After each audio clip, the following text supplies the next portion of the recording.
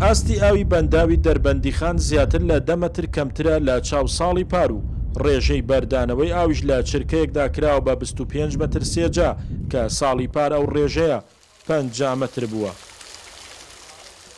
لە وەرزی بارانبارینی ئەمساڵ کەمترین ڕێژەی ئاو هاتوۆتە بەنداوەکە کە لە مێژوودا ئەمە بۆ یەکەم جارە داهاتی ئاو ئەوەندە کەم بێت و ئەو ڕێژە ئاوەش ئێستا لە بەنداوەکە هەیە یەدەکی ساڵی پارە. بەو دۆخەی کە لە بەنداوەکە هەیە ئێستا پلانێکمان داناوە بۆ ئەوەی لە 5-6 مانگی داهاتووە کە وەرزی هاوین و پاییزی بەسەرا دێ بەشی ناوچەکانی خواروی خۆمان بەشی پێویستە سەرچیەکانی ناوچەکانی خواروی خۆمان ئاو بەردەینەوە ڕاستە وەکو پار ناتوانین ئاو بەردەینەوە ئێمە تەنها لە 150 ساڵی پار بەردەینەوە.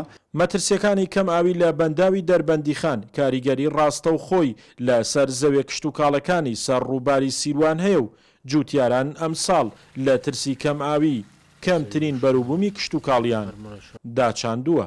ئەگەر وابکاتە وەڵاو عامە فۆتێنەوە نەزر ئاتمان بۆکە هیچمان وە ناکە فۆتیانێت تا بیری چەویش ئاوی نییە هەر بیر و دەستکەندمانە لەبەر ئەم جێت و گیا بەهارەمەی سەوزەمۆزە کردمان بۆ حیوانەکان بیان دێنێتەوە تا ئاوەکە کەمی سیروان کەمی کرد هەتا بیری دەسیشمان لە چەمە ئاوی نەماوە. وەڵام ساڵ بە تەما بوون لەم شوێنێمە مەرەزە بکەین برنجی کوردی بکەین برنجی کوردیش پێویستی بە ئاوەیە کە ئاوەکە نەما شووتی و کاڵک و لۆبی هەموو شتێک لە هاوینە پێویستی بە ئاوەکە نەما ئێمە ناچارین دەست لە کشت و کاڵەکەمان هەڵبگرین.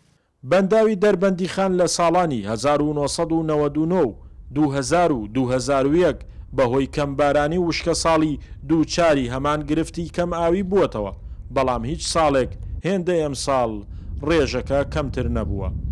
شاخەوان محەممەد، کورسات نیوز، دەربەندیخان.